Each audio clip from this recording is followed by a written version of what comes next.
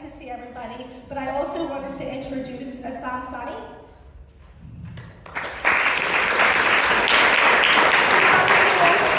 As you heard, I was very intrigued by all of the judges' questions, and I was really grateful. I was not here having to answer the questions, and all the young people did a great job.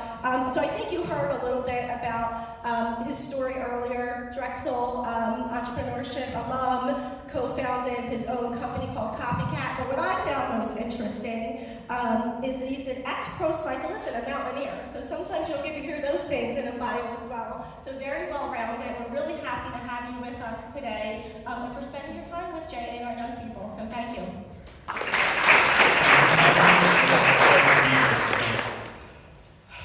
Okay. Hi, I'm Asim. Yeah, getting sweaty palms now. But I think that's just fair. I was giving some of you all sweaty palms a little bit back. So that's all okay. Cool. Let's get started on my self-gratifying, totally amazing story about how I was totally a successful entrepreneur. Hashtag hustle culture, hashtag I totally won. Yeah, as you can see, hustle culture is not really my vibe, not really a fan of that. But what I do have is a story about insecurities, about needs, and how that's been very fundamental to my journey as an entrepreneur. The reality is, we're not very good at meeting our needs at the level of our expectations. But what I've found is that when we acknowledge this pain to our heart, mind, or soul, when we flip the equation that this insecurity is not an insecurity and we don't need to run from it, it's a need. That's where ambition is born. And as an entrepreneur, the amazing fact is that when you realize that when you solve for this pain in your life, and you find that there are other people out there, you can magnify the impact. But let me start at the beginning. I came to Drexel in 2016 from India, knowing two things: cycling and DJing. Albeit I forgot about mountaineering in the midst, but I guess I didn't know that too. I couldn't do cycling or mountaineering due to a back injury, and I couldn't DJ because of visa restrictions. I couldn't get paid, I couldn't DJ. So, not doing much professionally, quote unquote. And on the other hand, I came in as a very introverted, awkward, not really entrepreneurial kid, never really sold a thing in my life kind of person, who, whilst he spoke fluent English by any means, had a hard time being able to be expressive or confident in front of people. So that meant I didn't really make any friends. And that meant it was hard to find jobs, and it was harder to speak up in class as well. So I tried pledging a frat, and then I tried making more friends. Both of those things failed. Because I was trying the same old thing for completely new things.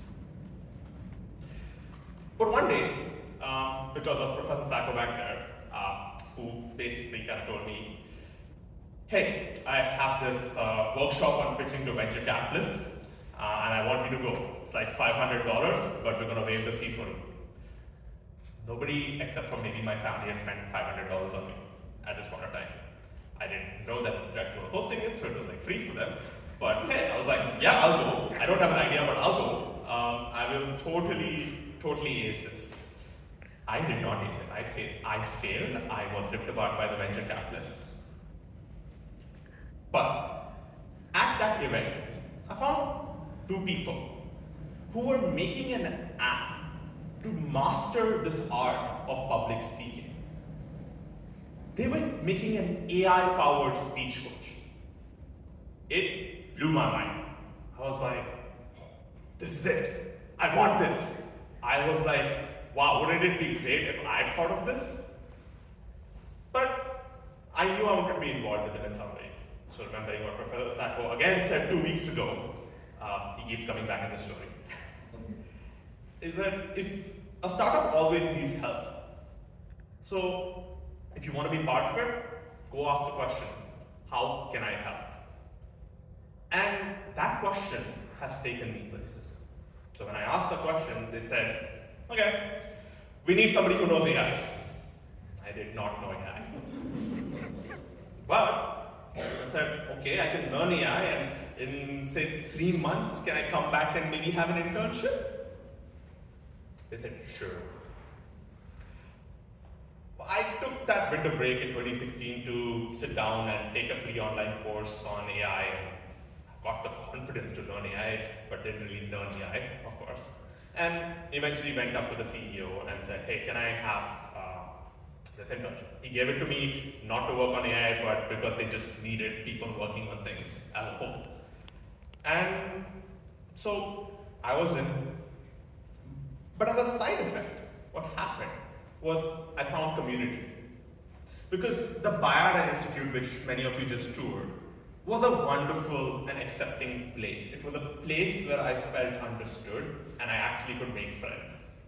And so, even though it wasn't the solution I envisioned, it was a solution to feeling accepted. And I was no longer feeling alienated anymore. But now, I wanted to achieve something. There's a new need that popped up. I needed to prove myself to these co-founders. So I worked hard. I was often found sleeping at my desk. And I taught myself how to code using online courses. I learned how to manage people in teams through books, through coursework, whatever I could find. And eventually I was able to advise these two co-founders on how to structure their customer validation process differently so they can do better with their product. As a result, by the end of the year, when I was stepping out of my comfort zone, I found that I was able to do it more and more easily. And what that lead was that they made me a product manager, they gave me equity, they gave me a guaranteed co-op, and they also gave me a board seat, whenever that happened, which was crazy to me. But I was still driven. So 2018 rolled around, we were hitting more than 200,000 users, and we had bootstrapped through business plan competitions like this nearly $80,000. We kept going upwards. We got into this premier accelerator program called Techstars, and it really changed the trajectory of the company. And it kept going upwards and upwards, because for me, I focused in on becoming better at AI, took many online courses on it, same thing for management. And eventually that resulted in them making me a co-founder during the Techstars program. Finally thought I'd achieved something. I was like, wow, this is amazing. And for the company, the trajectory kept going like this. In 2019, the beginning, we raised $2.3 million, which was phenomenal. And I got to continue working with them because of the co-op system here at Drexel, which was amazing. But for me, I was coasting. Internally, I was kind of lost. And that was because we were earning hundreds and thousands of dollars, and we had a big wad of cash in the bank, they could just hire somebody to do whatever I did better. And so what worth did I have as a co-founder in there? Felt pretty bad. But what I understood was that I needed to get out of this. So after a few months of following, I decided that this time I want security. So I started working on learning AI more, not as a way to just get the job done, but to become an expert. I did the same thing with management, not just to become a good manager, to become a good leader. And then I focused on how to make decisions in high uncertainty. What that led to was even more growth. They put me in sole charge of the consumer application, while my other two co-founders worked on the enterprise sales strategy. And with this, I had more room. So I also realized that I wanted to separate myself a little bit from the startup. This up and down wasn't really healthy for me. So yeah, I picked up video games again after 4 years of not playing video games. I started focusing on my physical health because I wasn't doing great. And I started reading more books. I hadn't read a book in 5 years at that point in time, which was good. And for a short while, very short while, it was great. But 2020 was right around the corner. And I'd written down all the depressing, terrible things that happened in 2020. And I just felt like I really don't want to ruin the mood of this party. But I'd like to just share a few of them. First, what hit me was that security is fleeting, because our enterprise sales strategy went from nearly earning $1 million in a year to zero. No renewals, no clients, nothing. Then, me and my co-founders tried to pivot, but we had severe issues in being able to work with each other. These were festering over time. After which, I was just graduating college, and I hadn't earned a dime at that point of time, except for on co-op, and that was running out. Oh, and I had terrible health insurance as well, so that wasn't great. Needless to say, I still tried to get back into that attitude of I got to work harder again, I got to really try doing something with myself. So I took the consumer app and I raised its revenues, and I tried to make a case to my venture capitalist that, hey, we can make this into something. Unfortunately, he didn't believe in it because it wouldn't give an exponential return. And I empathize with that because our lead venture capital firm was also shutting down. So what can you do? By the end of that year, we had to let go of one of my co-founders, completely put Orai on autopilot. By the middle of 2021, I had basically spent 3 months of the first half of the year playing video games. I think I played 1,000 hours of Destiny 2. That's like a full-time job. Good days though. I mean, my friend right here was there with me. But I also suffered personally, couldn't get out, was stuck in India again, lost a partner of 5 years. And needless to say, it was really, really rock bottom.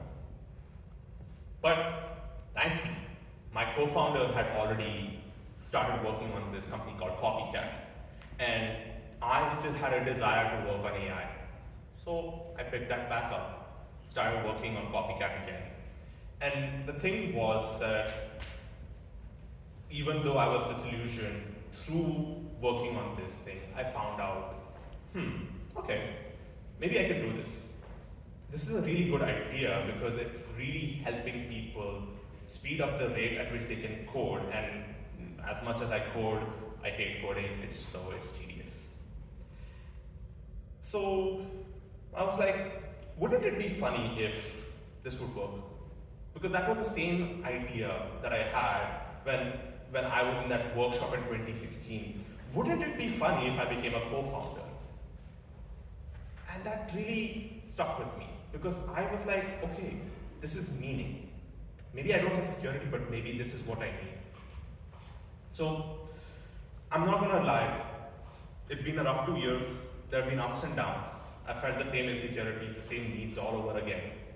But what really stuck with me was meaning, finding meaning. And sometimes when you all think, maybe this would be funny if I was able to do that, and then go, who am I kidding? Just maybe believe that you're running after something right. That's my story in a nutshell. Thank you for listening.